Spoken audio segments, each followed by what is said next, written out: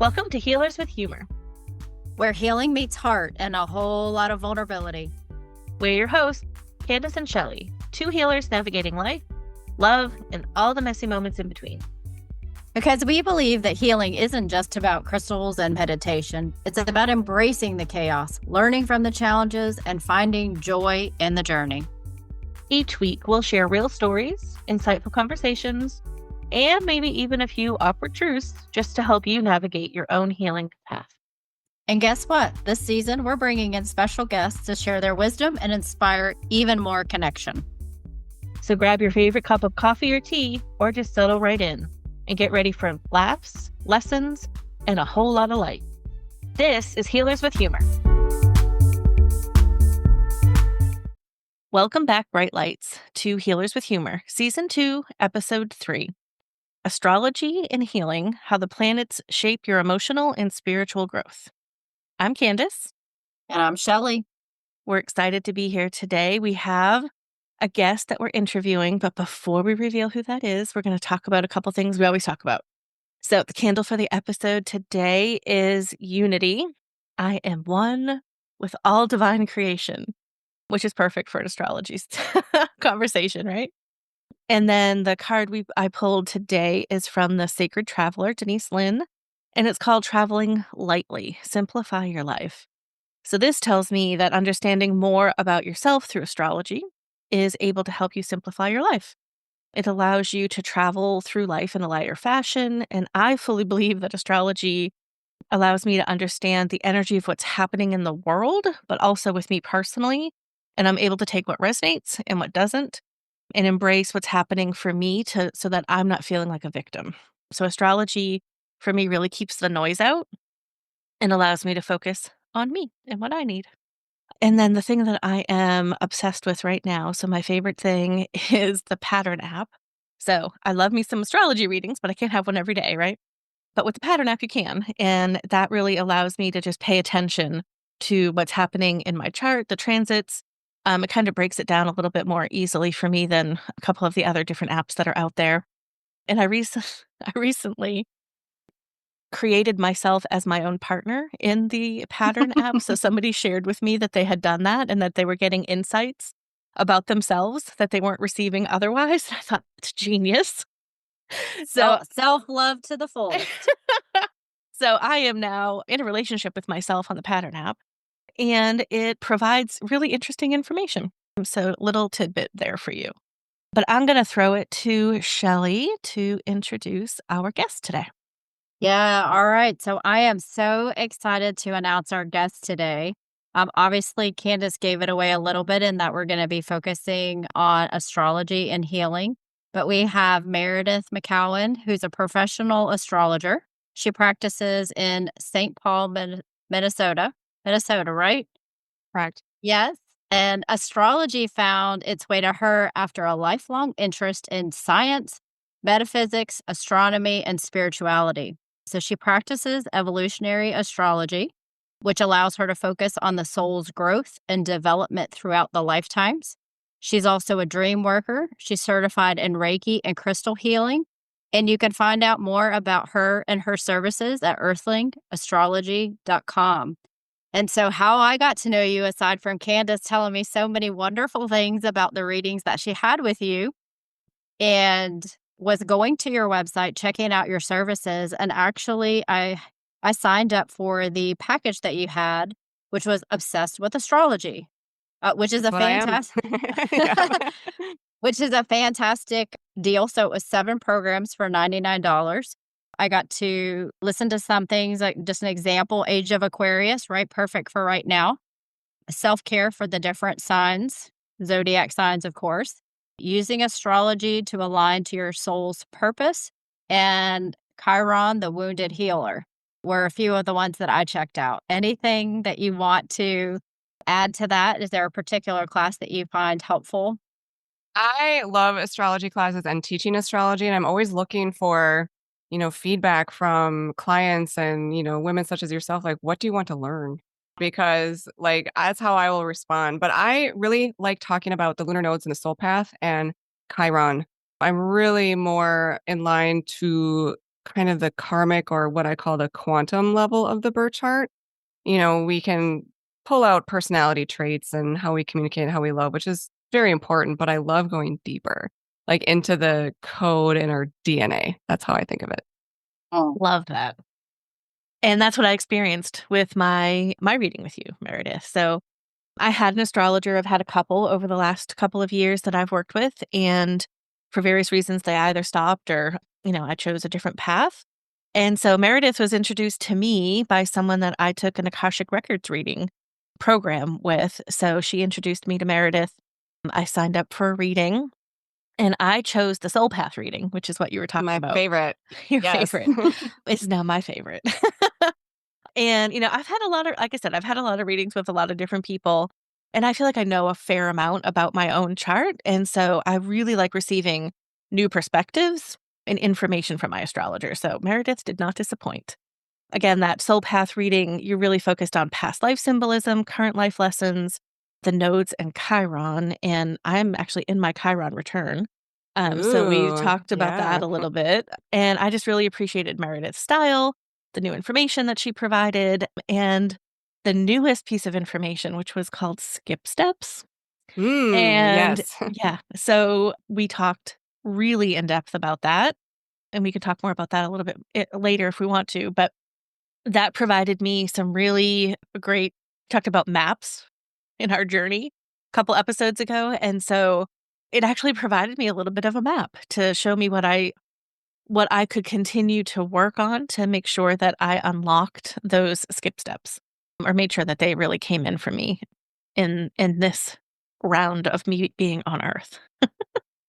So yeah, I'm excited. Thank you so much for joining us today. We are excited to start the conversation. Of course. And I love your title, Healers with Humor. Yes, we need humor here. Yeah. We So all need a little humor. hmm yeah, so certainly with the goal, making sure that, we try to bring our listeners new ways in which they can incorporate different modalities into healing, different people into their healing journey. And so as we focus on astrology today, I want you to feel free to bring up anything that comes to you intuitively, or like Candace just brought up, skip steps, right? If that feels appropriate for today. But where I'd really like to get started, if you don't mind sharing with our listeners, is how did you in your own healing journey or spiritual awakening, some people look at them similar or different, so whatever your viewpoint is, but how did it begin? My awakening was always kind of knocking in the background. In my 20s, it got a little bit louder. I started reading books on meditation. I discovered the Seth books by Jane Roberts, channeled material, but I was drinking heavily back then and doing the matrix stuff and in a corporate job, and it was just kind of muted. And then the volume got loud on December 21st, 2012. I don't know if you guys were aware back then or read kind of crazy stuff like I was reading, but that was the end of the Mayan long count. So I was kind of focused on that date, and a couple of things happened within 48 hours of that exact date. I woke up with a mysterious spinal injury that caused me a lot of debilitating pain, which still today I don't know how I got it or why it's there. And I also got engaged to a long term partner on December 21st, 2012, and ended up calling it off within 2 months. And now I know that was my intuition telling me to take a different course, even though it was a great guy, great on paper, everything, from the external world looked good. But that's when really went bonkers. I had this strange health concern that was very painful. And I changed my whole life, uprooted my whole life. And that actually is what, long story short, led me to the chair I'm sitting in today. And now I'm a practicing astrologer. So that, again, very condensed story of my awakening. And like a lot of people, awakenings do come with uncomfortable experiences. And those uncomfortable experiences are what kind of force us to grow and evolve. Mhm. Yeah, you've really carried the same message that Candace and I have been talking through, listening to your body, listening to your intuition, following the signs, and listening to that inner guidance. Mhm. Yeah. Um, Even though you don't know where it's bringing you, no idea. And getting more comfortable with the unknown of it all. And if you had just heard the other episode that we recorded, you'd appreciate that. Oh, Uh, synchronicity, perhaps? it was about, maps, and is there a map for healing, right? And Mhm. to your point, right, part of it is we don't know where we're going. Right. Yep. But I'm happy where I am now. Like, if you would have told me 20 years ago I'm going to be a professional astrologer, I would have laughed in your face. Too ridiculous to believe. Yeah. Yeah, I think we both feel the same way, right? I very similar, not in 2012, but had my body likes to talk to me in pain, and so Mhm. I've also had some painful back stuff, and I at the time wasn't listening to what was happening, so they had to get me good in another go around because you never miss a sign, right? But what are some of the areas of a person's chart that give them direction on where some of the healing work is that they can focus on in this lifetime? Sure. The healing symbols, I guess, that I will talk about are Chiron in the chart. This is the wounded healer. And I like the Rumi quote, the wound is where the light gets in when we're talking about Chiron. He wasn't discovered until 1977, so he's kind of a newer addition to astrology, but I am obsessed with him. And I have linked him to more of our karmic wound. So, to give an example, some people are afraid of snakes or heights or public speaking, such as myself back in the day. And I couldn't, you can't explain why some people are afraid of snakes if they've never been bitten by one. Does that make sense? Mhm. So I Uh-huh. looked at Chiron and be like, what did you carry in from another time, another space that is encoded in this physical vessel that wants some attention? And Chiron's energy can feel really itchy. If you have a Chiron connection, for example, like with a coworker, that coworker might walk by and you feel like your body got hit with a tuning fork, like it's a little uncomfortable. You might have karmic wounds with your spouse, with your kids, with your friends. But it's important to kind of like go into that, look at it. Why are you getting triggered? What's uncomfortable about somebody's presence? Does it even make sense in this reality? So Chiron, I would say, is top of the birth Mhm. Yeah. chart to kind of focus on our own healing, which again, bigger picture transcends this time and space. Mhm. Yeah. I am familiar with my Chiron placement, and I've done a fair amount of work around that healing. And I know, Shelley, that was one of the episodes or the part of the training or the program that you listened to from Meredith as well that provided you some insights that were helpful. Yeah, certainly, and I'm taking notes too.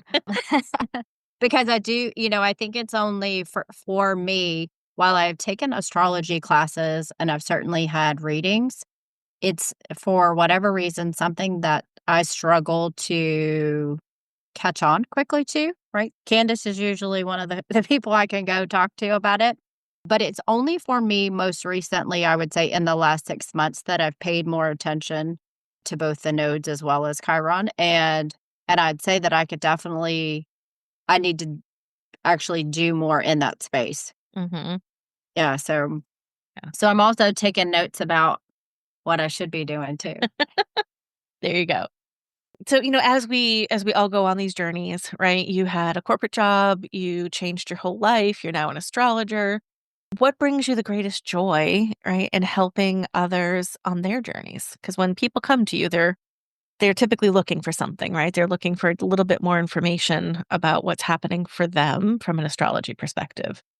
Yeah, that's such a good question. I've always experienced joy my whole life by being of service and giving and helping people along their way. And the most joy I get from my work now is it happens in the moment. When I'm in a reading, I'm connected, I'm clicked on, I feel like I'm on a different frequency. And just that experience, which I didn't have in my old life, I was Mhm. really rarely in the moment, always living in the future, worried about what comes next. So that joy I find connecting with each soul I have the privilege to, read for as I'm honored that they trust me to, with spirit assistance to interpret their chart for them and be a guide for them. And that just brings me joy that people are just willing to come to me and trust me with very sensitive, delicate information, their divine blueprint, really. Mhm. Yeah, it can be very delicate. And I know when we did my reading, I brought some things up to you first because I know that sometimes it's hard to bring those delicate things up if you're not sure if the person is aware of them or not. So, yeah, that that can be difficult, but Yeah, and can I speak to receiving. that for a second? Yeah. Sometimes this doesn't happen very often anymore, but sometimes people come to me like, well, I don't know how much I should tell you. Are you psychic? All that kind of stuff. And do I know what happened to you as in your upbringing or what's going on right now? I can read the symbolism. I can kind of see when a trauma happened, but I don't know what it Mhm. was. Even, doing forecasting, I can see the whens pretty well, but what exactly is going to manifest? Not exactly with Yeah. astrology. Does that make sense? Yeah, It absolutely. doesn't. And so also working as a healer, I think often what I've heard from people is, I'm afraid you're going to read my mind. Oh, yeah. And so when you said that, that's what that made me think of. And, I think that it is challenging, right, for people to be vulnerable, to come in, to let someone else kind of peer into their blueprint, to peer into their, I don't know, your past, your present, your future. Yes, I cannot read minds. And if someday we all, I mean, I don't know if you guys have listened to telepathy tapes, but side note, there is, this idea of telepathy that there are people out there that can read minds. But on a spiritual perspective, I still resonate with consent. So Mhm. even if I did someday develop a gift to read your mind, I'm not going to do that without your consent. And Mhm. even empaths, who can feel the other emotions of other people, if you put up some protection or put up some blockages, I don't think anyone can read my energy field if they have that gift without my consent. Agree. Okay, make sure that makes sense. Mhm. Yep. Yep. Yeah, We all agree. yeah, we are both big empaths and have to I'm sure. Yeah, protect most our healers are. energy. Yeah, a lot. So, yeah, totally get that. All right. So if you're thinking about things that you could share with our listeners that might help them on their own healing journey, are there a couple of things that come to mind for you? For sure. And number one would be developing intuition, or not maybe developing it, learning you have it and how to work with it. Most of us, if not all of us, grew up in the same school system that emphasized logic and spreadsheets and data, but we were all born with an intuitive guidance system. And for some reason, that was not encouraged in our childhood. So go back, turn the switch back on, even though it is scary sometimes Mhm. because data, as we've learned, is reliable and predictable and all of those things. But cultivate trust and find that inner voice. And the scary, quote unquote, scary thing about trusting your intuition is what we said earlier. We don't know where it's going to lead us, but we have to trust and surrender to the process that there is some guidance trying to get us on our highest timeline to move through life with ease, grace, and joy. Mhm. And Candace, did you notice she used the word surrender? So I feel like that was another message for me. I Yeah, Meredith, you don't know this, but one of the things that I've had the hardest things for me to do in the last few years as I've been on my own journey is trust and surrender. I think, refused surrender for a while. I'd done hour-long meditations going, "Surrender, help me understand it." So that was good confirmation, right? That's the space that I'm in today, Mhm. I still is struggle with doing that that. one. I'm a Capricorn Earth sign. I like control. So surrender is a 9 out of 10 challenge in my chart as well. Mhm.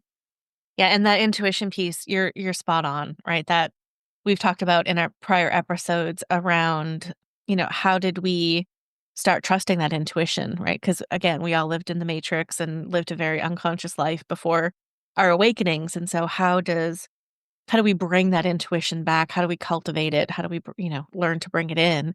And I think from an astrology standpoint, it's helpful to understand where some of our gifts might be. I know when you did my reading, you talked about psychic hand chakras, and I was like, "Ooh, that's exciting." I've done Reiki training, but I don't do a lot with it right now. But I know that I always, rub my hands together before I do a reading, or before Really? I do, Hmm. any energy work. And Shelly and I were talking about that just a little bit ago. But yeah, it gives you for me, it's always about just getting additional clues or bits of information that I didn't have before. So I can see how some people might think that it's scary, that you're like peering behind the veil. But for me, it's always been a positive experience with any astrology reading that I've had, particularly yours, and just getting again, it's just getting a little bit more information. about me that I didn't necessarily have before. And then I get to validate, right? Whether I take it forward or if I don't. Does it resonate or does it not? And I get to, make that choice and move forward how I want to move forward. Yeah, I try and emphasize that. I try to remember to add a disclaimer when I start with people. Don't take anything and everything out of my mouth as truth for Mhm. you. Make sure you run it through your own intuitive filter. I'm just a messenger, information bringer to you. Yes. Yep. Absolutely. And I think we all do that in our roles. So 2025 is a numerology, right? Is a 9 year, but I know there's a lot happening astrologically. Just a little Um, bit. just a Yeah. little bit. Few things. Few things. What are, and I'm sure you could do, an entire, and you actually have, and I listened to it, an entire hour, 2 hour episode about, 2025. But if you could pick one or two things that you think would be important for our listeners to understand better, what would you highlight for them to pay attention to in 2025? 2025, and this is super generic that people say all the time, is change, fast, radical change. Every single planet except Chiron and Pluto are changing signs this year. Mm, They all haven't happened yet. And Pluto actually changed last year, and he just started a 20-year journey in the sign of Aquarius. mhm, So the next 20 years, we are collectively shifting literally into a new age on Earth. And the ages only shift every 2,000, 2,200 years. So we're leaving the age of Pisces, which Jesus, Buddha, Muhammad, a lot of avatars came in 2,000 years ago teaching spirituality. And now we're moving into Aquarius, age of Aquarius, which is nicknamed the age of enlightenment. mhm, And 2025, 2026 is like hitting the gas, we're tipping the scales. And I just want to kind of point out Pisces, the age we're leaving, is represented by the fishies swimming in opposite directions. mhm, Okay. Perpetually. So I'm sure in the last 5 years, and even like if you log on to social media, it's like us versus them, me, you, just like this perpetual, just kind of like friction. And I love the Aquarius glyph, the age we're moving into is like two zigzaggy equal lines. Like mhm, we might not believe the same thing, we might not be on the same wavelength, but we can run parallel and find equality and find love and acceptance, all of it. So Pluto will be in Aquarius the entire year in 2025 for the first time in our lives. Okay. And all the outer planets are also changing signs: Jupiter, Saturn, Uranus, and Neptune. These don't change signs every year. The sun changes signs once a month, but the outer planets that move real slow don't. So lots of shifting. And I like one, let me talk about one alignment that's coming up this summer. The planets Saturn and Neptune are coming into conjunction. That means they're making out in the sky, like right next to each other. We cannot see Neptune with the naked eye, but just trust that he's going to be aligning with Saturn. And they haven't aligned since 1989. And before that, they haven't aligned since 1953. They are aligning in the sign of Aries for the first time. Neptune is moving into Aries this year. He hasn't been in Aries, I didn't fact check this, but since like the 1860s or something. Oh, So wow. it's a huge deal. Let me just do like my nutshell explanation of this. Saturn is like an all business planet. Okay. He represents material world. Neptune, his other name is Poseidon. He's an all spirit planet. He represents the immaterial world. Okay. So the all business planet and the all spirit planet meet up. This is going to be hopefully very booming and amazing for spiritual businesses. mhm, This is happening in the sign of Aries, which is Love that. like the entrepreneur. It's Aries is the energy that like powers this physical vessel. Saturn can also be representative of like really old energy, old systems, the matrix, things we're doing because we should or out of duty, obligation. And Neptune, being Poseidon, is an energy that can dissolve. So the dissolution of our old systems that don't serve us anymore. And this 20-year process of moving into the age of Aquarius, it's thought that, and I hope, I want this, the systems of greed will be collapsing and replaced with systems of need. So I hope that this year we'll see more movement towards that. And again, is this all scary? Depends on how you look at it. Yeah. And then just remember, if you're listening, energy flows where attention goes. So if you're focused on this is terrifying, scary, that's what you'll get. But again, if that trust and surrender process, as these systems change, as we change, Mm. trust that we're moving into a new benevolent world. Yeah, that sounds great. I gotta be honest. I Good. mean, while change is always a little bit scary, right? Of That course. sounds to me very positive, right? Moving into where more of where we need to be. Mm-hmm. Yeah, I can't wait. I'm very excited. So is there you mentioned 1989, and so Mhm. is there something that would have started for us in 89 that we could, like, go back to and be like, "Hmm," and then that cycle is shifting or changing or has finished? Or is that a different planet? Maybe. I'd have to look at an individual chart to see, like, a Saturn cycle for that, but I did go back to 1989, and that is when the Berlin Wall fell. Mm. Numerous peace treaties were enacted. I think the end of the Cold War official. I'm not a history buff, Yeah, there. but that is how astrologers make predictions a lot of times, like, "What happened last Mm, time?" right. It was not Mm. Aries, it was a different sign, but it was the same planets aligning. Okay, interesting. Yeah, I know I'm a Capricorn rising, and there was something recently, I don't remember what it was, but it was like, "You've just finished a 19-year cycle." And I'm like, "Oh, dear Lord." I'm so glad that's Yeah, gone, whatever that I was. think that was Pluto, so it wasn't quite, it was 16. Okay. Pluto entered Capricorn in 2008, Mhm. and he stayed there until 2024. And now Pluto's out of Capricorn for the rest of our lives into Aquarius. Yeah. So if you're a Capricorn or actually a cardinal sign Cancer, Cap, Aries, Libra, you would have been getting notifications on the pattern or co-star that you just Mhm. ended this karmic cycle. And it Yes. was talking about Pluto. Yeah. Mm. I'm ready for a new cycle, Meredith. Yeah. Me too. All right. So talk to me about past life astrology. Does past life astrology affect my current lifetime? And how does it affect my current lifetime? Big question. I will do my best to answer that one. So I never planned to be a past life astrologer. I didn't know that was a thing when I was kind of starting out and studying. And then when I started my practice, I read more books on past life astrologers and I started to collect past life hypnotists. So I have, Oh. I would say, I'm going to guess here, but I would say 70% of my client base has had past life experience, whether that's hypnosis, regression, spontaneous memories, or a psychic pulling in past lives for them. I mean, I think I attract people like that, but I have pretty good client base with past life stories to back up the chart. And actually, in 2012, 2013, when I started going bonkers, one of the first things I did was get a past life regression. And I went all in right away. I'm like, I'm gonna do the biggest, craziest thing I can think of. So I did a past life regression and I came out of that session thinking the whole thing was bullshit. Absolute bullshit. I didn't revisit it until I started studying astrology. And I realized that that bullshit session matched the past life symbolism of my birth chart. Oh, wow. So humbled, be like, okay, maybe I wasn't BS. Like, what was I doing there? And that's when my ego took a step back and I got more serious about past life astrology. And the south node of the moon is your past life symbol. Will it show you who you were when you lived? Not necessarily, but how I think of it is you have a mastery on some level of this sign encoded in your DNA. Maybe you've been that sun sign the most when you've been on this planet.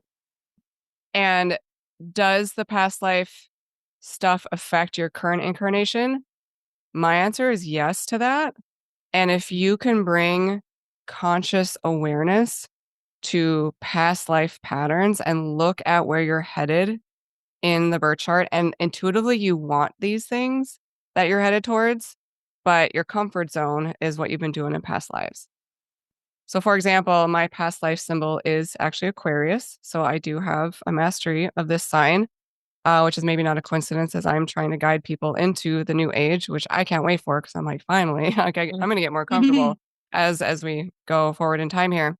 But Aquarius is like back of the bus, back of the class, the observer, doesn't need a lot of attention. It's the alien sign. So I felt like an alien a lot of my life, hard to connect with people. And a lot of my past lives echo that feeling of alienation, loneliness, not feeling fit in with your peers, your family, just like what's wrong with me or what's wrong with this place, like that feeling. And I'm here to transcend it, which I still struggle with today. And I've noticed people going through awakenings do go through an Aquarian level of loneliness or disconnection, and it must be part of the process. So I used to be terrified of doing podcasts, public speaking. I'd rather just watch them or, see other people do it. But the universe is like, has a funny way of throwing you in the deep end. And now I'm so much more comfortable being on a microphone and on podcasts. And I'm like, okay, I'm doing my chart here. I'm come from Aquarius, but my path is towards Leo, or other people don't have that problem. Does that make sense? It does. So to make sure that myself and our listeners are really clear on how to look at their chart, I want to look at my chart for the South Node. And so if mine's in Taurus, I really need to understand what my past life patterns are teaching me, and then go to my North Node and think about where to go with that Yes. as my And mission. I have a lot of clients that resonate more with their South Node symbolism than their sun sign. And Mhm. I would suggest look at the lunar nodes and look at the good, the bad, and the ugly. There's a positive and negative expression of every sign, every planet in your chart, and you want to take the juicy stuff from your South Node. You don't want to repeat maybe some of the okay, if you have a South Node in Taurus that you brought up, one of the more negative, well, again, depending on how you look at it, negative of a Taurus South Node is clinging to safety and security to your detriment. So This is where Candace wants to insert dying laughter. I can already no, see. this is humor, right? So I tell the Taurus South nodes, have you stayed in a I relationship love it. past its expiration date because it's what you knew? Did you stay in a job too long because you like that corporate paycheck, right?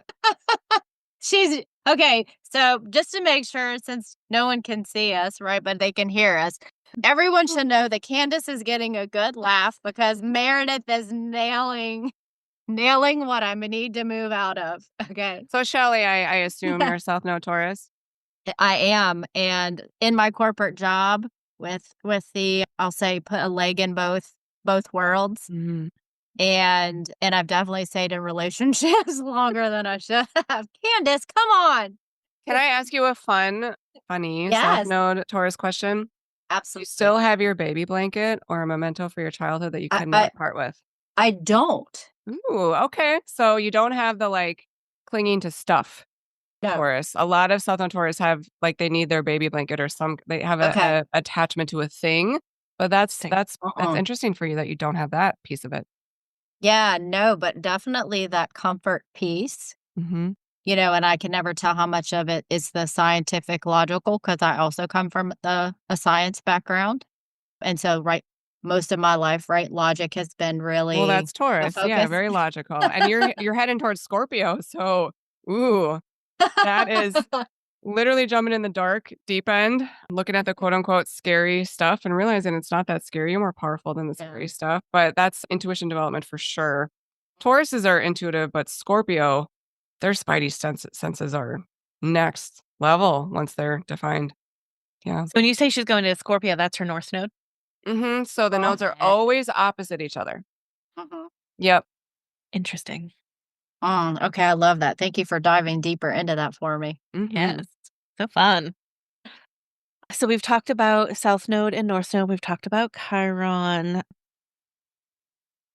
either from an astrology standpoint or just, in general for your healing journey. What did you find to be the hardest part of it? The not knowing, the kind of, we talked earlier episode about a map. Was there a map for your healing journey? Talk to us a little bit about the harder pieces. What's coming to me now is one of the hardest, this is hard to put language to, but bringing more self awareness Mm. to your behaviors and why you're doing the things you're doing is kind of Mhm. hard.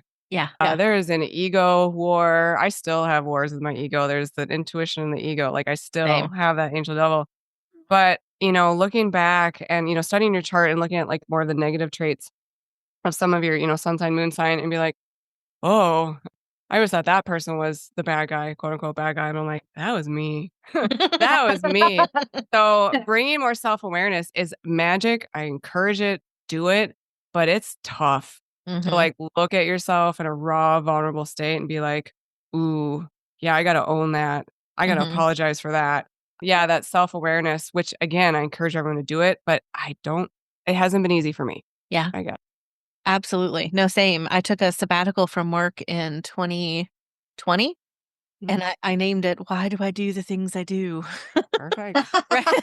Spiral down that rabbit hole. Right. Yeah. Yeah, and I did. And, that brought me to my probably my I don't know, the 2nd or 3rd part of my awakening. I don't know if everybody's happens, like, in spurts or in, over time, but Oh, mine has been like labor pains. It's like, boom, you go through another, then it's fine. And then you're like, oh, there's more. So yeah, Mhm. no, I still feel like I'm going through awakening energy 12 years later. Yeah, For sure. yeah. Well, that's comforting. Because both Shelly and I feel like we know we're never gonna be done, like, we get that whole process, but, man, could I have a little break right now, right? Instead of Totally. I constantly feel you. feeling like It's you're like the birthing. contrast. We signed up for the contrast here, the duality, but Mhm. I fight with the universe on it a lot. It's like, Yeah. how much more can we take? Yeah, exactly, exactly. So you talked to Shelly about her south node. I'm gonna ask you, a little bit about my north node. So my north node is in Sagittarius, so my south node is in Gemini, and I don't know if well, I shouldn't say I don't know. I know the houses play a part in it, but how much? Is it more just the energy of the sign that you're looking at in the north node, or does the house play a bigger part than the energy of the sign? I wouldn't say bigger by any means. So, for example, Candace, I've got your chart on my other monitor over here, and Okay. you have a 5th and 11th house. So that's kind of the friendship parts of the chart. So, Mm, for example, you, Candace, maybe have been incarnating with friends and tribe members, community, more so than your family, mhm, possibly. So I don't think one is more important than the other. They both add some ingredients, kind of like it's a whole big picture kind of thing. mhm. But yeah, with Sagittarius, so Candace, you kind of have like a jack of all trades chart. You know a little bit about a lot of things. So And true. Sagittarius is a sign of truth, your path. Like you're here to consolidate everything you learned and, all the data you've collected and find your truth and your path. And that might be harder for you than the average bear because as humans, we're kind of programmable. As children, we're taught Mhm, the truth, whether all of our families probably taught us different truth. But as a kid, you're like, parents know everything, or whoever the authority figures do. But Candace, you're mhm, here to find your truth in mhm. all of the information that you've been fed your whole life. Yeah, So, in a it's been nutshell, really that's hard, what, Meredith. yeah, is it? Okay. Because you can get distracted. You can go back to that Gemini questioning everything, over analyzing everything, that hamster wheel of Mhm. mental activity that Gemini is famous for. Yes. Yeah. Yes, I am really good at that. But Well, yeah. it's also interesting if I look at the things that I know Candace is doing, right, to really design how she wants to go about offering her clients healing, right? And it's again, I think it really resonates with what Meredith said about you. You're learning all of these things and really putting them together to say, "Oh, how should that look for you?" Yeah. Yeah, and yeah, just trying to put all my pieces together, which I think will take a lifetime, right, the rest of my lifetime, but trying to help, astrology from an astrology standpoint, Meredith, right, you can help people see all of these pieces literally on the map of their chart, right? And from an energy standpoint or a, healing standpoint, what both Shelly and I are trying to do is put together the pieces that we've learned and consolidate them so that we can help others in a more not expedited fashion, but like I didn't have anybody to go to. Like nobody had a program for me to be like, "Oh, I'm going to learn all of these things and how to, clear energy and do all that stuff." And so really collecting, right, all of that information so that we have a more of a framework or, a sketch of how we can help people rather than everybody having to do it from scratch by themselves. It's so interesting because Candace, the Gemini people in my practice use the words pieces a lot. Okay. And with a Gemini South Node, Gemini's the twins, I often word it to my clients like there are fragments and pieces of you. You were fragmented from trauma or who knows Mhm. what, and you are in this lifetime in this body, bringing back all the fragments, all the pieces of yourself to become whole. Yeah. And you actually already are whole. Yeah, You for just sure. might not think you are. So for Candace, just to kind of one more thing that's coming to me, your North Node is a fire sign. So you're on your truth and on your path when you feel that fire. And that Mm. fire energy you feel might not always come with thought. And Gemini is an air sign, so thought. So don't always believe everything you think, Mm. Candace. Mhm. Yeah, there is truth to that. Thank you. Well, So this is is there Oh, go ahead. no, I was gonna say this has been amazing. Thank you so much. I know Shelly has another couple questions. Okay. Yeah, I just wanted to say, did we miss any key parts that we wanna share, with the listeners in astrology that came to mind for you? Just kind of like what else we can do with a chart, or I guess if you're new to astrology, I do recommend getting the CoStar pattern. I don't like those apps because they don't give you a chart, and I'm a professional. I want the chart.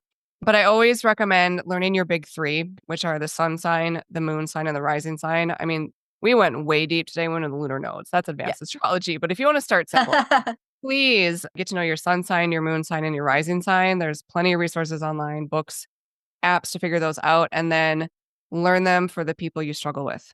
One of the things astrology, again, the self-awareness piece brought to me is to teach me how to have compassion for every single person on this planet, even the ones that get under your skin, that drive you crazy.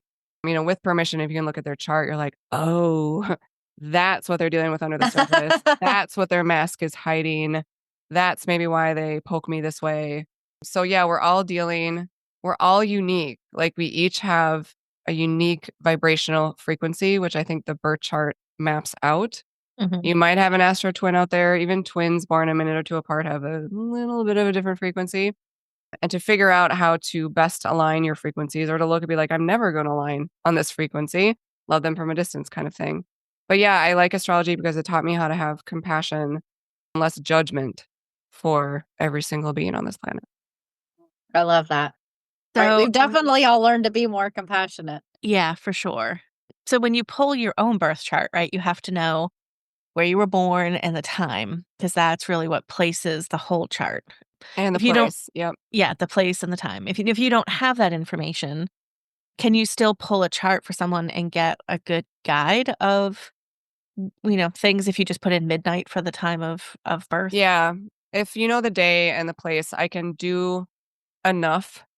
I will need the birth time to get super accurate. Mhm, And if you were born in the US and you were born in a hospital, the government knows what time you were born. I don't know why, but it is on your birth certificate, is in the county records, maybe not the hospital records, but the county of your birth mhm, should have the records. And I do work with a lot of people that were adopted. mm, So it's more difficult to find even the day they were born sometimes. There are professionals out there that do something called rectification, where they will piece your birth chart together based on what you report to them. I don't have that skill, but I've had a few adopted clients intuitively pull in their birth information, which I mm. think is so cool and badass. Yeah, And it's been pretty accurate from my experience. very Oh, wow, nice. I love that. Well, certainly as I think about I'm gonna think about working with you, so I do wanna chat more about that, but I do wanna make sure that our listeners know how that they can work with you. So certainly you have lots of opportunities and reading types available on your website. Your email readings are available, your online classes are available. Are there anything else on your website that you want to point out that our listeners might find helpful? Yeah, if you do want to book with me, I'm fully booked at the moment, but I'm hoping by summer 2025 I can catch up on a wait list that I have, and I will make an announcement when my calendars will be open again. So sign up for my newsletter on earthingastrology.com. Follow me on the social media at Earthling Astro is my handle everywhere. And I'll announce when that calendar is back open. I do feel so strongly that I'm here to work one-on-one with people. Mm, That is where my gift is in my birth chart. So once I catch up with my wait list, I will be opening up my books again. But in the meantime, before the books open, I do have emailed readings available. I save time each week to shoot you an email if you have a burning question, or like, I want to know about my South Node. I will keep those email readings an option, and I promise those back within a week. And then, yes, I do have a lot of recorded classes on my website on a learnitlive.com platform, which I think is a great learning platform that I've recorded classes on for years. I've, again, been a little bit busy to put new classes out there, but as I have time, I will be developing new classes. And if you have something you want to learn and you don't see it, especially when it comes to more woo-woo stuff like soul contracts and past lives, and there's not maybe a lot of information out there yet. send me an email because I want to know what the collective is interested in, because that's what I want to bring to you. If you're fired up, I'll get fired up. I love that. Perfect. I love it. I really appreciate you spending time with us and our listeners today. I appreciate you talking about how they can use astrology in their own healing journeys and spiritual awakenings. And I know I'm looking forward to learning more about my own chart. So thank you. Thank you Yes, both. thank you so much. We really enjoyed the conversation, and we look forward to working with you again. Thanks for joining us on this episode of Healers with Humor. We hope that you found some laughs, a little light, and maybe even a few aha moments along the way today. Remember, healing's a journey, not a destination, and you don't have to go it alone. If today's episode resonated with you, please share it with a friend who could use a little healing and humor in their life. And don't forget to like, subscribe, leave us a review, and follow us on YouTube and any social media to stay connected with us. Because we're definitely going to be sharing more wisdom, more laughs, and probably a little more oversharing next time. Oh, you know it. Until then, take care of yourself, embrace the journey, and don't forget to laugh a little along the way. All right, so see you next time on Healers with Humor.